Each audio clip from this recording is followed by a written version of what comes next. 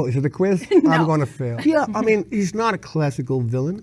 He's in it for the money. He's not trying to take over the world. On that level, you might say it's a little more human than we normally see. But he does some villain things. Well, the whole torture thing with poor little Bond, I believe it's in the book. I think it's Ian Fleming actually had it in there, but maybe we went a little further with it. No, it's tricky. For me, that was the first one, because it was obviously I'm from Denmark and I haven't been part of any iconic pop culture things before. So for me, it was all about, you have to understand the universe, but you also have to listen to your director and just basically make it your own little universe. Hopefully, the director will take care of that being part of the books as well. But being aware of it is always good. It's definitely not the only one. Everybody knew. I was up there, let's put it this way. I got my first Royal straight flush when we played in a hotel room, and I took everybody's per diems. It was a pretty day. The only one who didn't know how to play was Daniel. He sucked. He sucked. And it was just killing me because he had to take all my money and he didn't even know the rules. Yeah, but he was so goofy around it. He was just like, I'm not going to let it. I'm just going to take your money. Yeah, that was a lot of money. That takes a couple of lifetimes of that.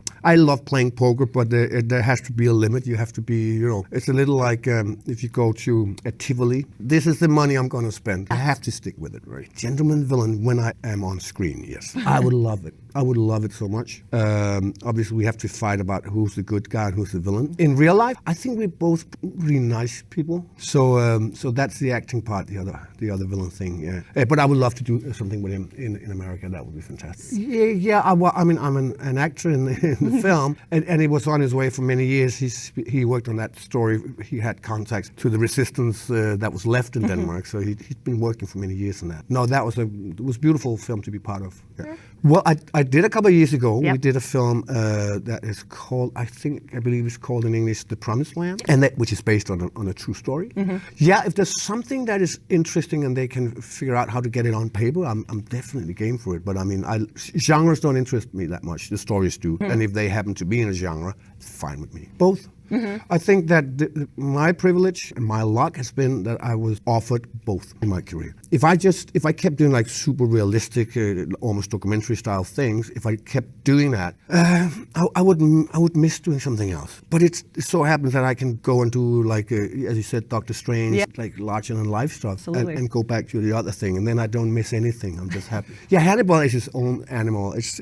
Brian Fuller is very unique. He's a genius, but it is in here somehow, and we've got to figure out what it is. I loved working on that show, and I remember me and SheFantasy, when we saw the first couple of episodes, we were like, because the camera and the editing, everything after was such a helping hand to us, because it is lifted, and there's only that much we can do, right? So it was graphic in an almost like artistic way, which was really nice to know. I mean, it was very, very hard work. So when you're in the midst of that, you just focus on that, and then hopefully people will receive it. But we were just doing it 3 years in a row, but then now 10 years later, we realize how iconic it is to a specific group of people in many places in the world. And it's heartwarming.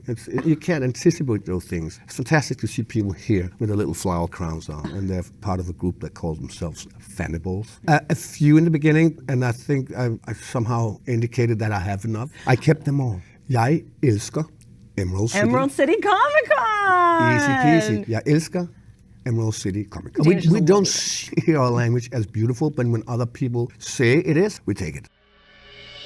If you like the video, please like and subscribe.